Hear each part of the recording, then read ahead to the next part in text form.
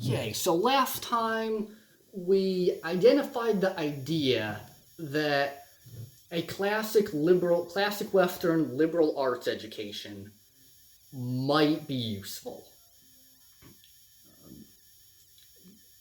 Because that paradigm tended to focus on the three kinds of intelligence relatively evenly, whereas I found some exam answers and assignments were not so great precisely because they had been done with an overly technical blinded focus. So remedying that and expanding their horizons might quickly improve some results. Okay, so liberal arts is great, but what is it? We know what it's for, teleologically, but what is it mechanically? What is it? Okay, here's a list. Logic, grammar, rhetoric, arithmetic, geometry, music, astronomy. Now we have to unpack that list, because that was a lot of nouns. Okay, well, luckily the ancients, well, more the medievals, did unpack it a bit for us. You sometimes hear the phrase the seven liberal arts, but usually people don't talk about all seven altogether. Usually they talk about three of them, then four of them. We're going to focus on the three, so let's get the four out of the way.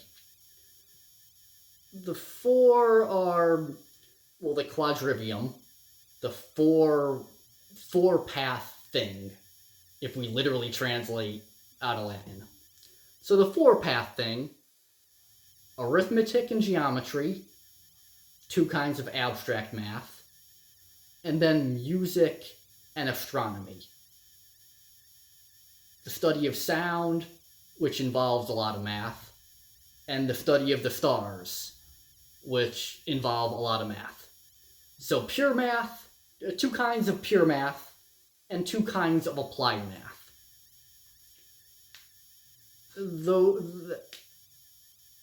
Those are commonalities between the four elements of the quadrivium. In modern terms, we would call them the STEM fields: science, technology, engineering, math. And in modern education, there's a big focus on the STEM fields. They're the main stuff, and everything else is, well, sort of nice, but very peripheral. In the classical liberal arts, the focus was switched. The STEM fields, or in classical terminology, the quadrivium, was secondary both in importance and in sequence. Yeah, if you got to it, it's nice. And whether we're looking at science, technology, engineering, math, modern STEM, or the pure math and applied math of the quadrivium, in common, they are fields that are studying the universe. Either abstract math or science where you're looking at the world. They are external fields. They exist, they're out there, they're important, and they're independent of me, the student. The other three are qualitatively different. The other three focused on the person who's doing the math, the person who's doing the science. They were humanities. They focused on the student himself. And in the classical liberal arts, those humanities were the core. If you got through them, sure, do math and science later. The hierarchy of subjects was very much reversed.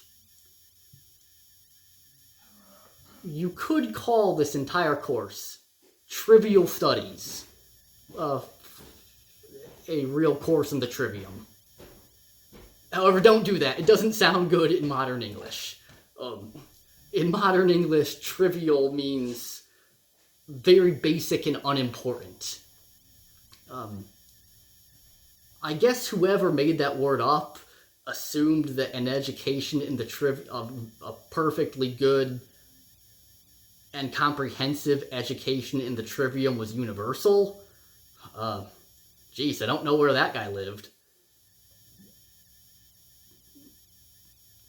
But yeah, in modern English, trivial studies would mean something negligible and unimportant, which is the opposite of what I think the study of the trivium really is.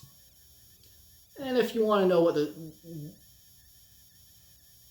what actually is in the trivium, as opposed to my opinion of it, you'll have to wait until next video. Okay.